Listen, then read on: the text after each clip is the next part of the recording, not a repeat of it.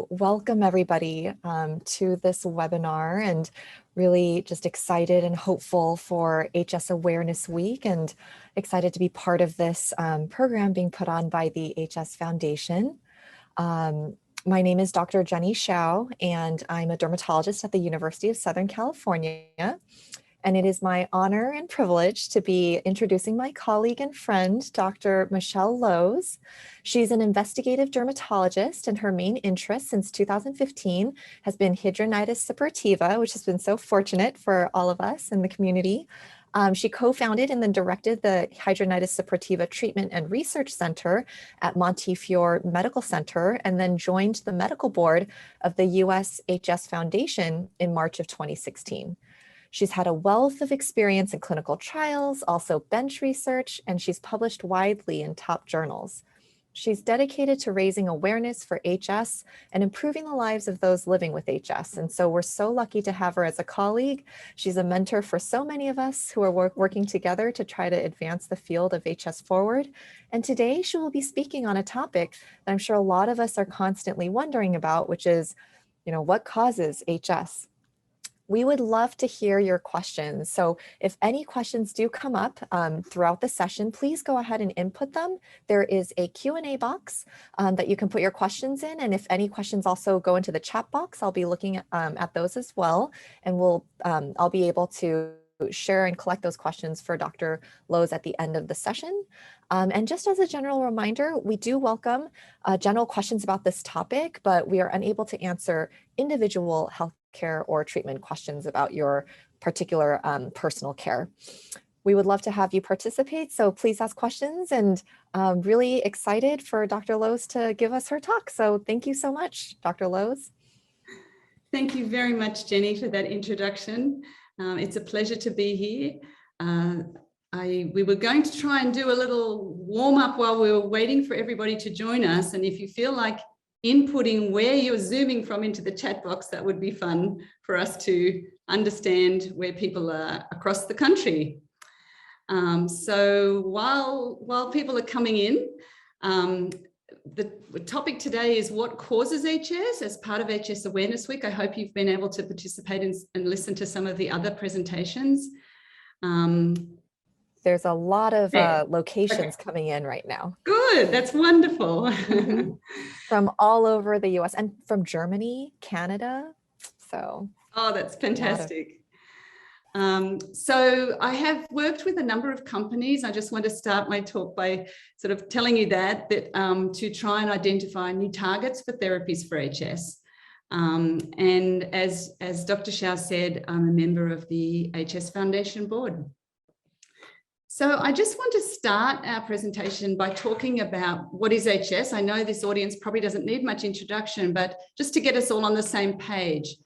So it is a clinical diagnosis. There is no test for HS yet, and it's a combination of features. So lesions are the word that we use to describe the changes that happen in the skin after any sort of process, any inflammation or any injury. So it's recurrent lesions that you need to have occurred over 6 months. And they're quite typical lesions for what we think of as typical for HS. So red bumps and lumps and abscesses or boils, and the type of lesion that's very specific for HS, which is called a tunnel, which we'll talk about a little more. And they're also in typical locations in the armpit and groin, the very characteristic areas. These photographs are from the armpit. But they can also be in other areas, the buttocks, the lower abdomen, around the breasts. So when someone has these combination of features, they can obtain a diagnosis of HS. But there is a long period of delay often until people we're able to get that diagnosis, even if they have these features. So early staging is the way we characterize the lesions in HS, and that was a system that was developed quite a while ago that's really it's very simple, and people find it quite easy to use, and it really sort of fits with mild, moderate and severe HS. There are some efforts to refine it and be more specific, but it's a useful way to think about how it might progress. And I do want to say that while we don't have a lot of data, we know that not everybody progresses. And I think that's important to stress, not everybody who has early disease gets advanced disease. And we need to do more studies to understand, who, but it isn't everybody. And then I want to just sort of acknowledge that while the diagnosis is made on signs that we see in the skin, there are a lot of symptoms that people experience, such as pain is a significant one, both some background pain and acute flare pain, drainage, which can be intermittent or chronic and is hard to manage and predict, odor, itch, the areas can be quite itchy, and it can have quite a significant impact on quality of life.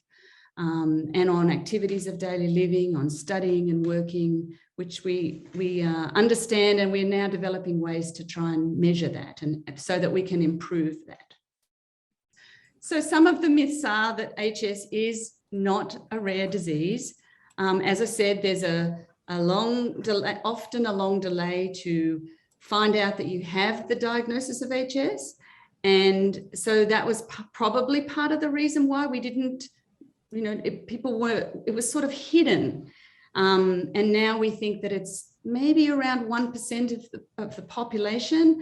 It depends a little on who is asked, who is examined, if people use databases to sort of correlate how many people might have HS, because in databases, you can only count the people who have a diagnosis.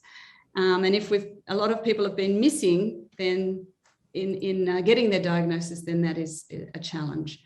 So that's a very important myth. So it's not due to something that you have done, and that's something we hear. People feel like they've been told in the past it was something to do with how they had poor hygiene, or how they had, wore tight-fitting clothes or shaving. It really isn't due to those things. It is not a primary infection, which is a really important point, and it is not contagious. So we'll talk a little more about the relationship between bacteria and HS, but it's not due to, a bacteria getting in the skin and causing this problem. And then it is not actually a sweat gland problem in the first instance, and it has the name hidradenitis, which does relate to sweat glands, but that's really a name that was inherited from the past. And that is not what we understand is the main cause of HS at this time. All right, next slide, please. So HS, like some other diseases that are chronic in the skin, can have other systemic associations. And one of the most important one is psychological. HS can cause stress, anxiety, depression, and it really can have a big impact on mental health. And we do encourage anybody with, who needs some, when we're thinking about treating people with HS, to think about all these aspects. It can be associated with metabolic syndrome and obesity. So that's another aspect. And then there are associations with other diseases in other joints. So rheumatology, so arthritis, gastroenterology, inflammatory bowel disease, and some diseases such as polycystic ovary syndrome that are endocrine diseases. So we're learning about these different associations, and when we assess someone for HS, we try to keep these in mind that they could have other associated conditions. So this slide is a favorite of mine as I think about how HS develops, because I think it really encapsulates well what we think happens. And I've asked Jenny to try and tell me if I use expressions or if I'm not being clear about things, because it's very complicated, and but we'll try and go through it. So we think that what happens is that this is a picture of the skin, and it's showing what happens as HS lesions may develop. And the top pink wriggly part is the epidermis of the skin. It's the top part. It's the part that grows all the time and sheds and makes scale. And then the part beneath that, the paler pink part, is the dermis, which is the more sort of structural part that keeps skin together. And we think that one of the early things that happens in HS is that at the top of the hair follicle, that brown part coming out, is some sort of obstruction. Something blocks that part of where the hair is. And then around that, it's sort of a bit like a balloon. If you blocked a balloon, but there was still something in it, it would expand out into the sides. And in HS, what can happen is that as that is expanding, it bursts out into the dermis, and that can cause inflammation.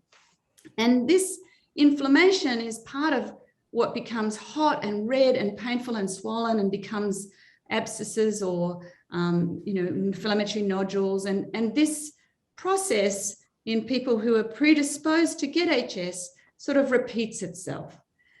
We know that there are some factors that can predispose and be associated and related to HS, but we don't know exactly how. And so they include these things like smoking, obesity, friction, and bacteria.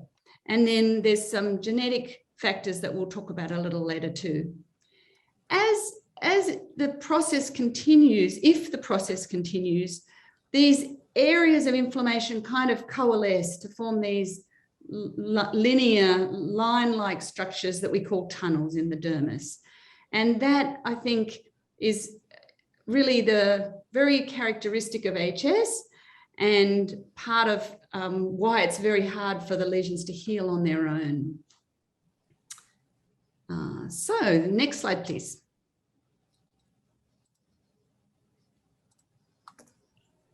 Thank you. So I wanted to just spend a minute talking about tunnels. So you might have heard that there are different names for these structures. So tunnels are really these special structures. We've defined them as a group of people who study HS as a linear tract that may open onto the skin surface. And sometimes the tunnels have one opening, sometimes they have two, sometimes they're even blind, just connected, not connected to the surface at all.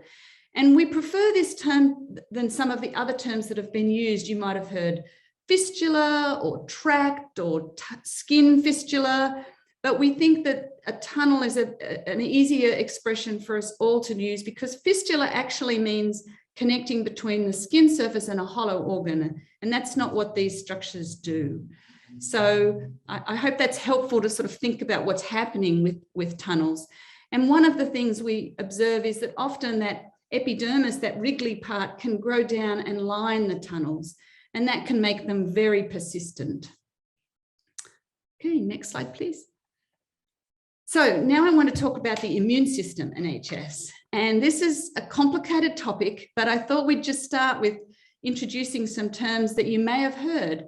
You know, that HS is autoinflammatory, or HS is autoimmune, or it's both, or it's neither. And I think there's a lot that we don't know, but what I'd like to do is tell you a bit about the immune system, and then we can talk about what we know in HS in relationship to these.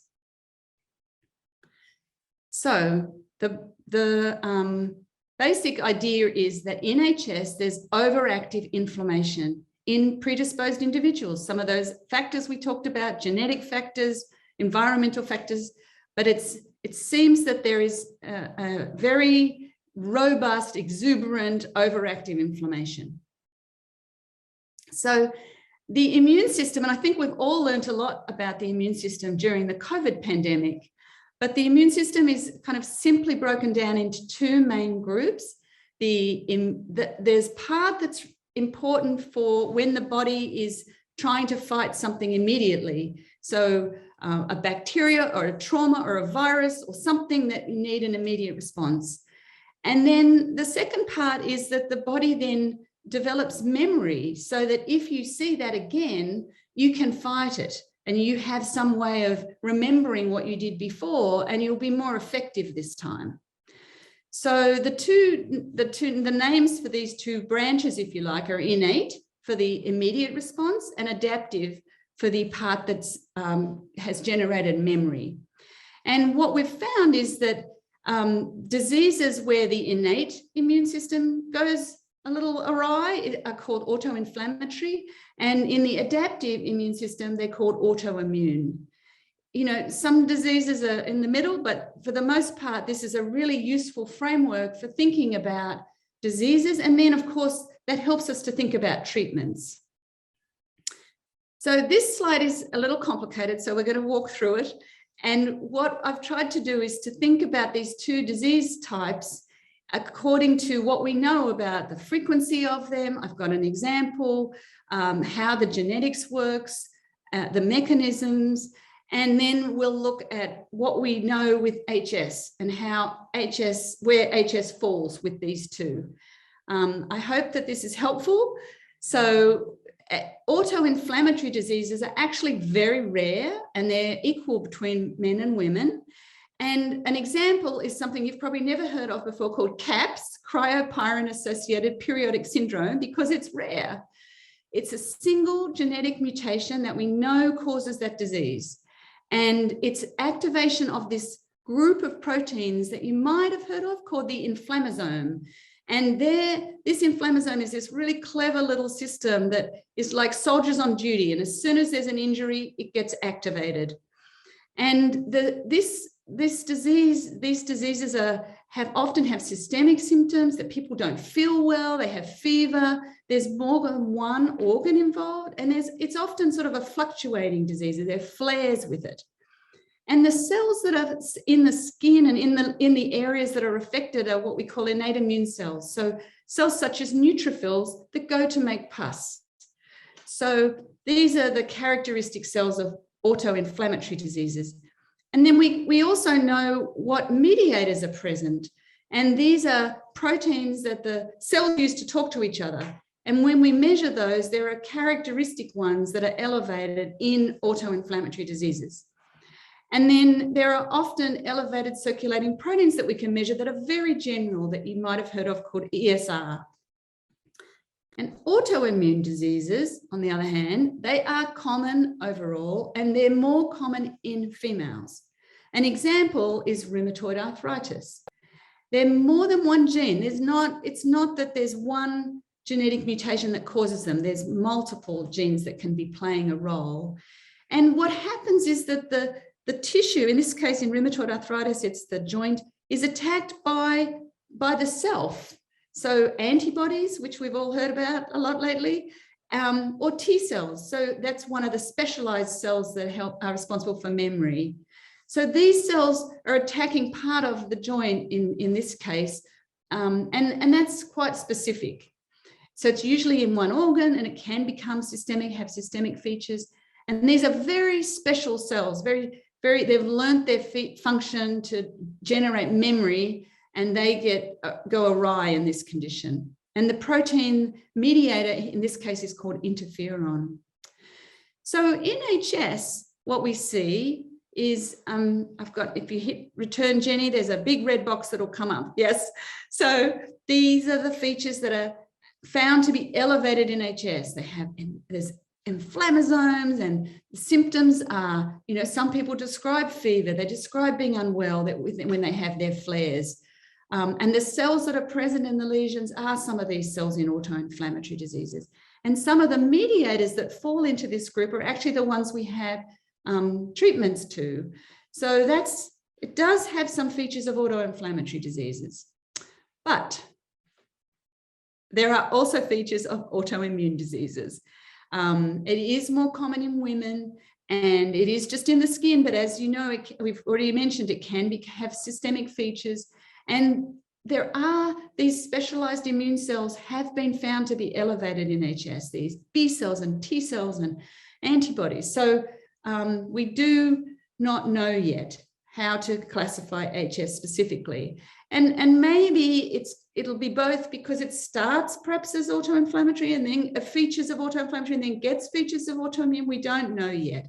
So I think we've got to keep an open mind, but I hope that's helpful sort of to give you the background of where we're at with regards to the immune system in HS. So the role of bacteria, that's my next area that I wanted to just talk about. You may have heard about the microbiome. This is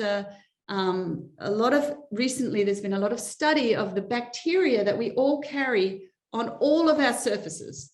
And we carry it on our skin, in our noses, in our gut. And this microbiome is full of good guy bacteria. They're bacteria that live there and actually contribute to our health. So one of the things that we think happens in HS is that it actually gets out of whack. It's dysregulated in the skin.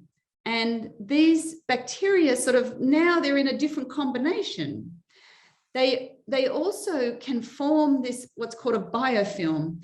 And a biofilm is basically like a covering of some sort of gel or something that protects those bacteria from being able to be attacked by the body and gotten rid of.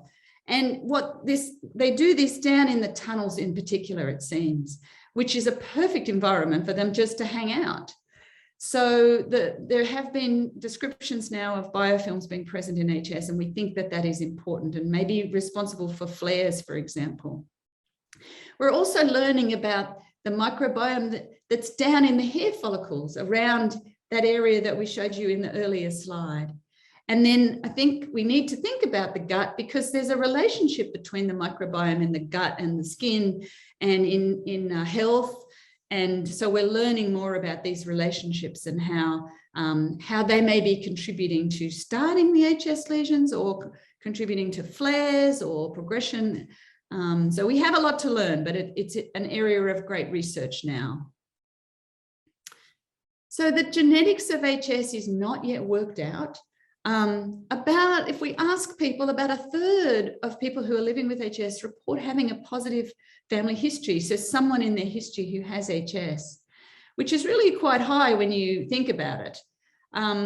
But we haven't found a good description of the genetics of HS. There have been about, I think it's 70 families across the world that have what's called mutations in gamma secretase, which is a group of proteins but we aren't exactly sure how those mutations might cause HS. And it's not in everybody, it's just in a small number of people. There are some twin studies showing a relationship between when people are inherited, but not super high.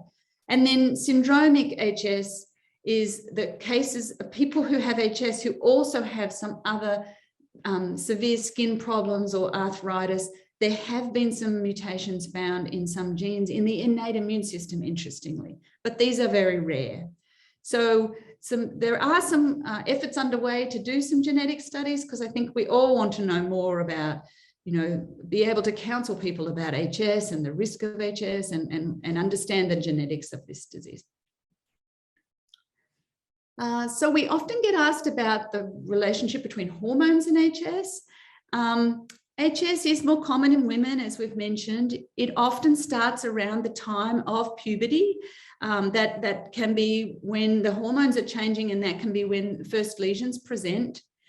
HS can fluctuate with the menstrual cycle and with pregnancy. It's different for everybody. Some people describe during their periods, their menstrual period, that's when they're worst. Other people don't have that experience. And even in pregnancy, there's different reports of it improving or not. So, but we do think that there are some relationships with hormones, although there's nothing that's been able to be measured so far in the blood. And we also know that anti-hormonal treatments can help HS. So this is work that's ongoing that we're trying to study further to understand, if we can find more treatments through understanding this better. So in terms of the triggers and how they might be related to HS, most of these things we've already said, they're not causes. They're just things that can maybe make a flare happen or maybe contributing in some way. So smoking is one of those factors. We as healthcare providers, we counsel everybody to stop smoking for their general health anyway. But some people who stop, actually their HS improves. Others don't have that experience, but it is commonly a trigger. Obesity is another factor that can be related to HS, and some people who lose weight, actually their HS gets better. So there is a relationship there that we're trying to understand more.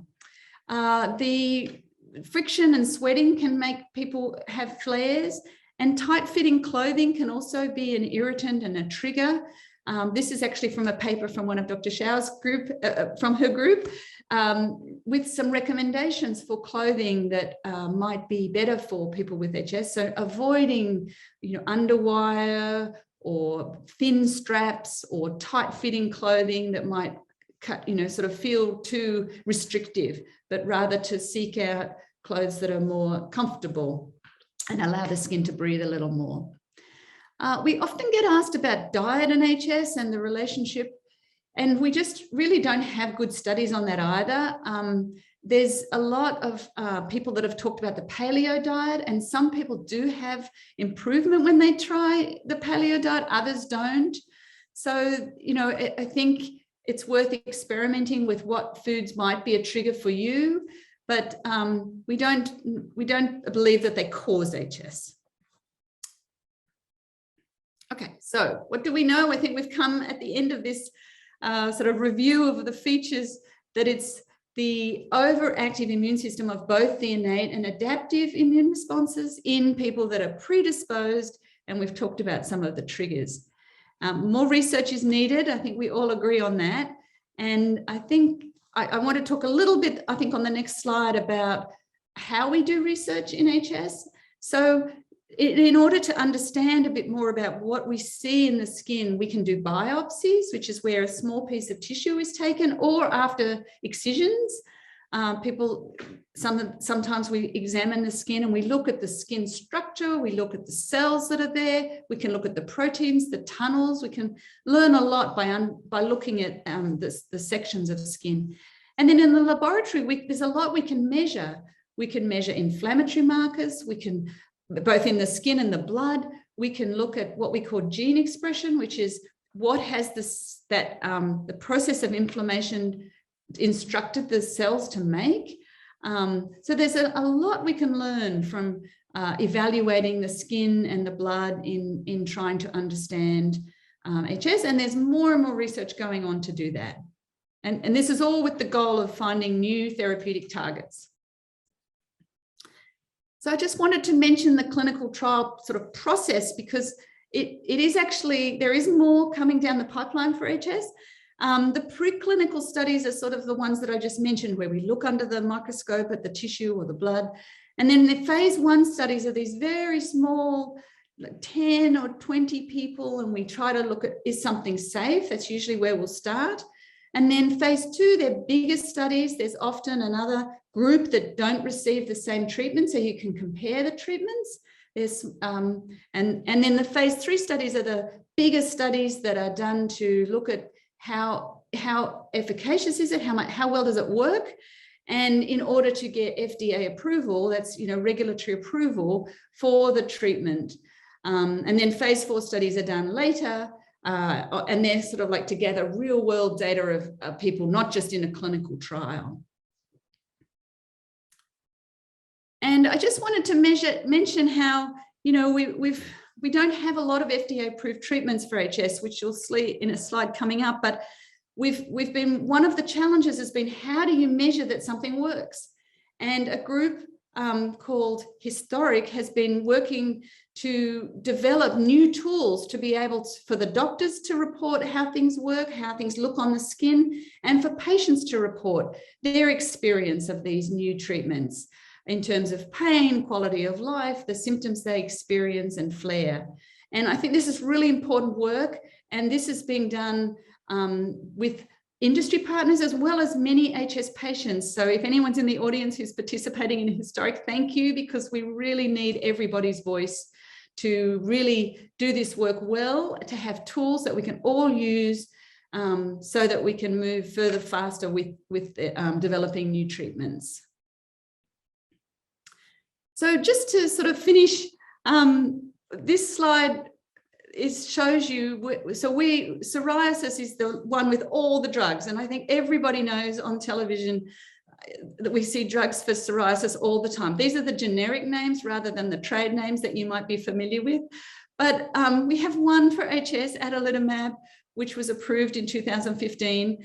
You know, we know that we need more and we're working on it, but we're hoping that we can move the field forward. And some of the treatments that have been approved for psoriasis have been tried in HS, which is exciting. So in terms of sort of what's coming, we do have sort of new approaches, I think, in terms of combining medical and surgery for HS. There's some data now that if someone's receiving adalimumab, the Humira, for example, they don't need to stop that if they're going to have surgery, which I think is really important information that we need to tell the surgeons. We also have newer surgical approaches, such as smaller outpatient procedures. We call it deroofing. And instead of waiting to have a big surgery, some of our dermatology colleagues are now doing more sort of smaller procedures on a tunnel and really being able to just treat a smaller area, which means faster healing, and you know, you can get back to work faster, and it's a really great innovation, I think. You know, I think thinking about the slide I showed about triggers, what you can do, it's really hard for us to do studies in those things, but keep thinking about them and helping us to think about, is there something in there that we need to be studying more? And then I just want to finish on sort of the exciting treatments for the immune system that are coming. And I don't know, Jenny, if the next slide has that, or, yeah, good, I still kept that one in. So these targets, the names of the targets on the left, interleukin 17, interleukin 1, interleukin 23, these are proteins that the cells use to communicate, and they're targets that have moved through the clinical phase pipeline. And I think the most exciting news is that there are 2 treatments against interleukin 17 that have finished their phase 3 trials, and we're all waiting with excitedly to hear their results, and hopefully they'll be able to move, you know, they'll be, you know, we'll be able to use them soon for people living with HS. And secukinumab actually has been approved for psoriasis, and bimekizumab hasn't been approved in this country, but has been approved in Europe. So very exciting times, and it's great to see things in phase 2 as well. So I think that's where my slides end. Thank you, Jenny, so much for managing to navigate that when we dropped out of my arrow button didn't work. So now we can move to discussion and questions. Yeah, no, thank you so much, Michelle, for that wonderful overview, and, you know, really just bringing all the different pathways and potential triggers together. It's such a complicated topic, and I love how you distilled it into really more of like a simplified version, because I know I get confused too. So thank you for that. And also wanted to thank the audience, because some of them were texting us as we went saying like, great transition. Don't worry, technology gets the best of us. So I was like, they're so supportive. So really appreciated. Yeah. Thank you for understanding. Yeah. Thanks for the understanding and the patience. We so appreciate it. We definitely have some questions. So glad we'll be able to answer some. And please, if you have questions as we go, continue to use that Q&A box or the chat box. So one of the first questions that was asked was, can medications cause outbreaks or HS outbreaks? I'm just trying to think if there's anything specifically. Yeah, I mean, I feel like there's some reports in the literature of, you know, like sort of just single, like, oh, someone was on this medication and it might have like triggered HS. But there aren't like robust, large numbers that I've seen. You know, I think lithium is sometimes brought up as a potential medication that can flare HS. Actually, I think there's some reports potentially of like isotretinoin or Accutane, like a question of whether that can worsen or flare HS in some cases, though we know in other cases patients can benefit from it. So, I mean, I would say that the research is probably still really in its infancy because we don't have large information, but certainly if somebody starts a treatment and notices that they get, you know, HS, I think that should be discussed with their doctor. Right, right. And I think there's probably a difference between what causes it and what causes flare. Right. So we don't have good longitudinal studies to know the answer to either of those questions. But as you said, there's sort of some anecdotal, sometimes people will start a biologic and you hear about HS occurring. So, but I don't think I would say, actually, there's one other thing. So the Europeans actually think that sometimes non-steroidals, the over-the-counter anti-inflammatory drugs, can make HS worse. But I know we use them a lot here in this country. So I think sometimes it's very personal too, what people's experiences and yeah. Yeah, definitely more research to be done in that area. Another question that was asked was, can chronic stress make HS worse? For example, like, has childhood trauma been linked to HS? So Maybe I two think, separate questions. yeah, I think stress can make everything worse. Yeah. I mean, that's the challenge, isn't it? I think we do know that, you know, mental health is significantly impacted by HS, and it's probably a combination of the unpredictability, the lack of awareness, the stigma, the impact on sexual health. You know, there's all these factors that I think go into affecting how you think about living with a chronic disease. So I do think it can make it worse. I mean, we always try to encourage people to take care of their mental health. We offer counseling, and we offer to participate in support networks, support groups, if that can help, if they think that will help them. But you know, it's hard to quantify how it affects, but I do think it does. And then the childhood trauma one, I mean, I don't believe that's been studied, but again, I'm sure it could play a role. So, and on our HS Foundation website, we do have some links to help for some of these mental health aspects. Yeah, great resources on the website, which I think can be really helpful. And I think stress is just definitely always talked about, you know, by people with HS as flaring. So, I mean, I believe it. Yes, but we definitely believe that it can. And then we have another question. What is the dosage of spironolactone that is used? You might be better at that one than me.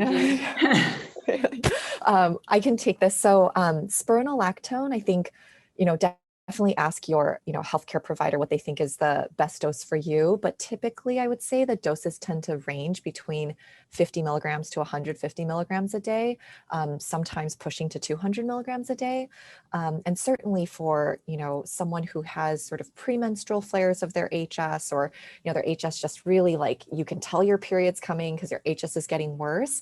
I think it's definitely a medication that you can talk to about with your you know, with your clinician. So that was a great question as well. And then, would you recommend laser hair removal for stage 1 or 2 of HS? That's a great question. There is research that laser hair removal can be beneficial, and both stage 1 and stage 2. I would recommend, though, probably if you have stage 2 and there is active disease, having an HS specialist do it, or someone that they work with who knows about HS, because if you get a Groupon and go to your local laser hair clinic, they won't know what to do, and they may not want to treat you.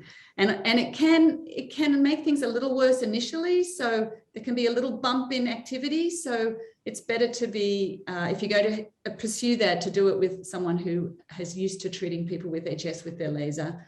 And in earlier disease, it does look like there might be some help longer term, although the studies haven't gone really long term. They've sort of gone a few months out, but we hope that that will offer more. Yeah. Completely agree. I mean, I've heard some people say they've been turned away, and, you know, that's never a good feeling. So going to someone who has experience is key. Another question, how likely is HS to be passed along to offspring? That is a very good question, and I wish that I had good data to give you an answer. I think given a third of people who have HS report having a family member affected by HS, there is likely a slightly increased risk, but we just don't have any data to tell you what that is. So, hopefully in the coming years, we'll get those studies done and we'll be able to give you better answers. Yeah. Is HS associated with rheumatoid arthritis or spondyloid arthritis in the back? That's another question. Yeah, so it is associated with arthritis. There's a couple of different types of arthritis that it's associated with, specific types as well as specific joints and areas, but it's not highly associated. I mean, it's not everybody who has HS will get arthritis, so by any means. So, it's just an association that we're aware of. And, if someone has joint symptoms, we might, help them to get to see a rheumatologist to be evaluated for that.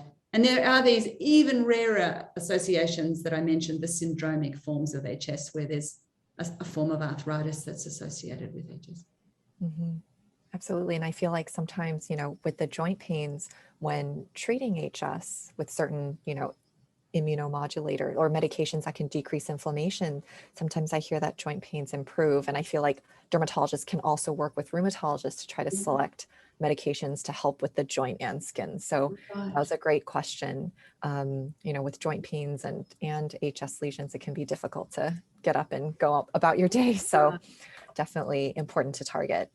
Another question is trying to ask more about the microbiome and whether there's specific bacteria that you know of that might interact with the immune system to then cause an HS lesion or flare up, and if there's basically like imbalance or overgrowth that's going on.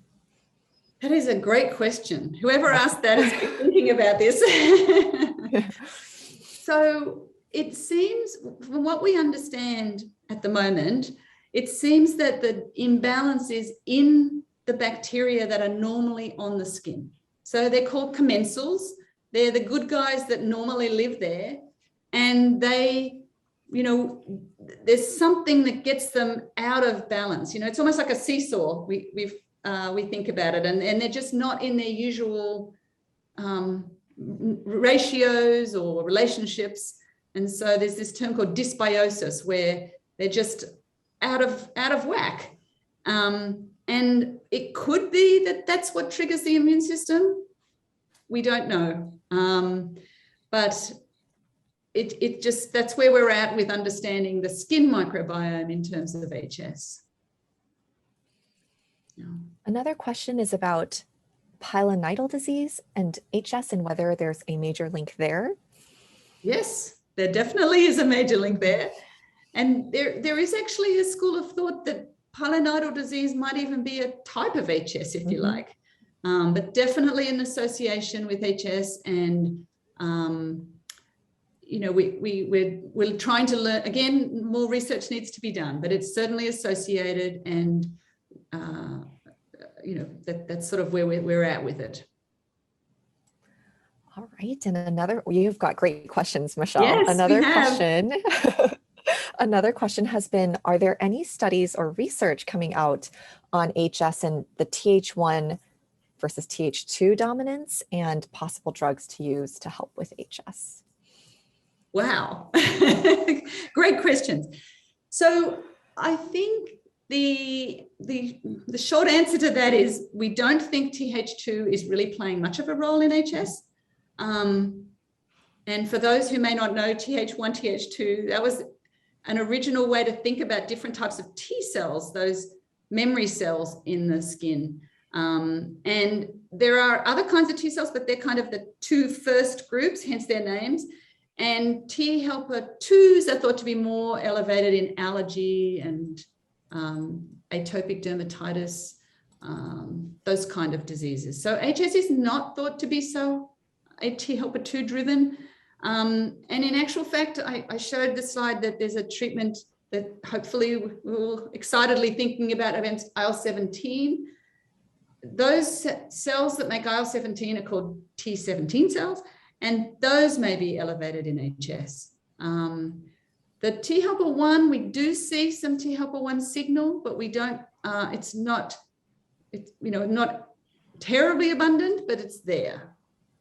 So great stay question. tuned. Yeah, great question. Another one is whether zinc can be a treatment for HS.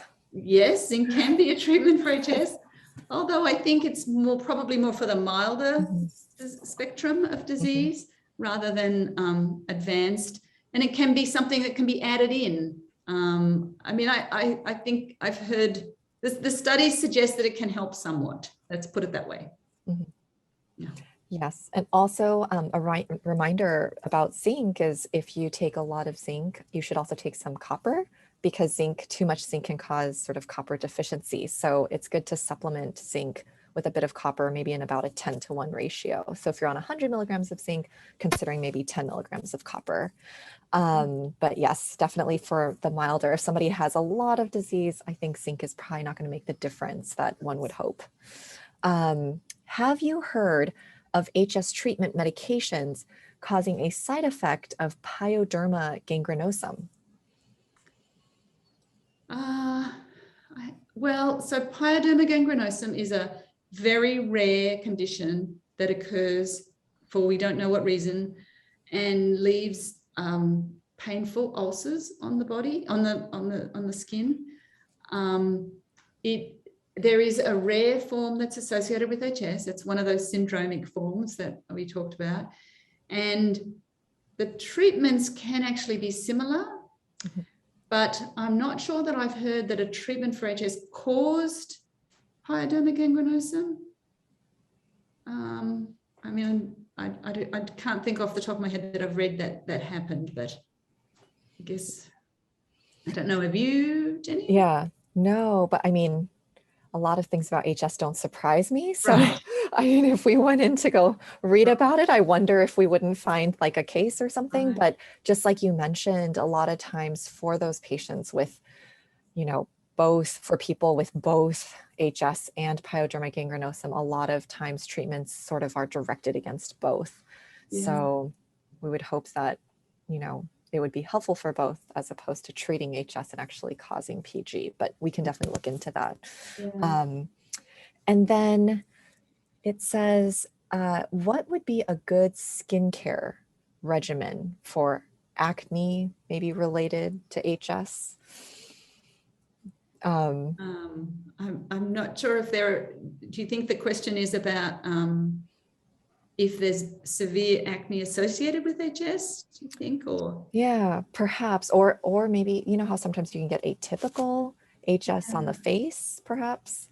I mean, I think if the acne seems to be associated with HS, then the treatments for HS should help the acne.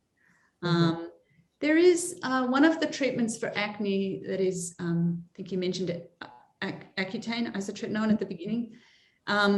There's some debate about, or some, the data is not particularly strong that it's very good for HS, but it might be helpful in the case of someone who has acne associated with HS, right? If you're treating the acne, if it requires that, that might help.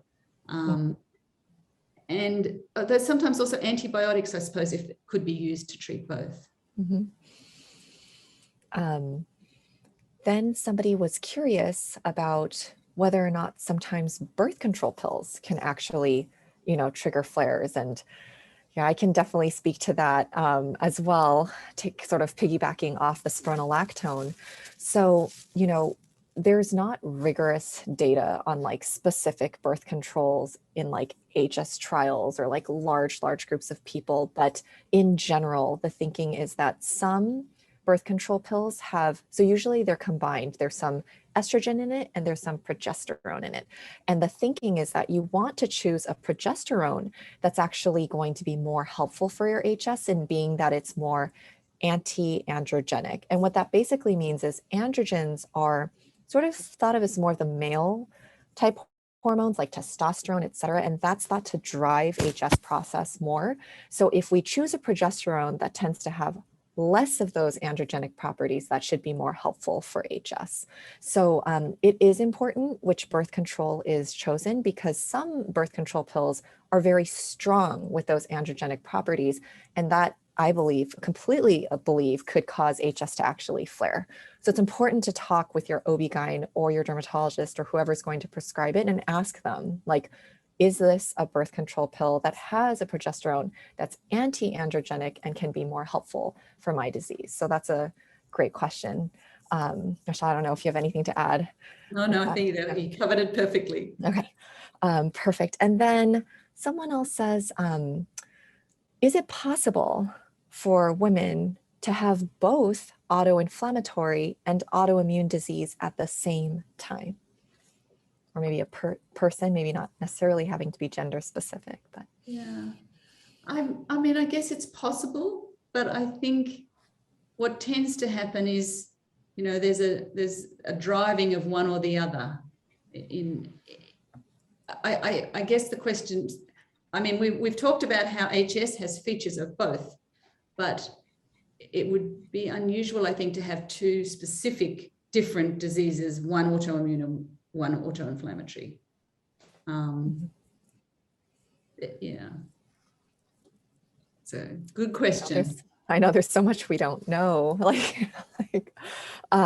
Okay. And then is there, let's see, this person said, guselkumab did not show statistically significant results in their phase 2. Do you think IL-23 inhibitors will have the potential to work in HS? That's a great question. So the studies on the IL-23 P19s have not been published. We just have, one of them has a little bit, you know, they've put out some press releases, or on clinicaltrials.gov, we can find the results, but so it hasn't gone, we don't have all the data. I think what's confusing is that while it seems like they actually had some efficacy, in these studies, it looks like the placebo group, the group that did not receive any active treatment, actually had higher than expected responses. So the difference between the two groups wasn't significant, but the responses of the efficacy were actually similar to the adalimumab trials. Like about half the patients had a response using the measure that we were using in these studies. So I don't really want to give them up yet. I think we need to think more about them. And there are patients that are on anti-IL-23 treatments that they're having off-label who have benefit. So I think there's a, you know, I'd love the studies to sort of I'd love them not to give up on them, but I don't know. But also just to, maybe at some point we're going to be able to personalize our treatment and say, well, if there's a way to tell who will benefit most from which treatment, you know, who will benefit most from an anti-TNF, the adalimumab, who will benefit from an anti-IL-17 or an anti-IL-23, these other ones. So I think that would be the best way we could do it, to really personalize the approach.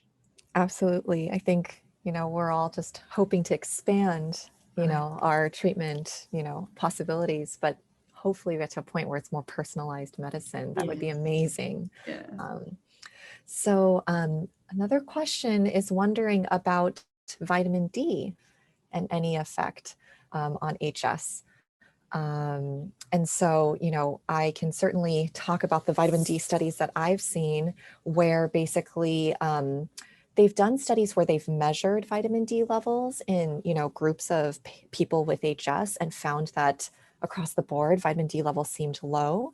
And then when they drew vitamin D levels, the question was whether or not, like, the lower the level was it more correlated with more severe disease? And it's small studies. It did seem to suggest that, but it's small studies. And so, you know, I think there's not enough data right now to basically say like everybody should get screened for vitamin D deficiency, or that taking vitamin D supplements will definitely improve HS, but I think it's an area that does need to be further explored given those studies that have shown, vitamin D deficiency, in people with HS. So definitely a good question there as well. And, always, if we can take something that's like vitamin D or zinc and get some improvement, that's wonderful, so.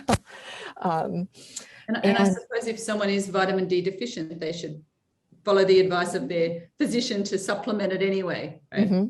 Absolutely. Yeah. Could you explain more on the connection between HS and GI issues? Do we know why it can contribute to GI issues? We do not know. I think, so there is a relationship with colitis is the main inflammatory bowel disease that's colitis. And I think, it could be that there are similar mechanisms. We really just don't know. It could be that the microbiome is dysregulated in both. At this point, it's sort of an association, but we don't have a really good understanding of why that is so. And let's see, I think we're actually on the hour. Yes. Now. I was going to encourage if there are additional questions for Dr. Lowe, she does have her email address up on the screen there. And we just wanted to, thank all of you. Michelle, any last words? No, just thank you very much for everybody for your great questions. And thank you, Jenny, for moderating. And it's been a great session, I hope.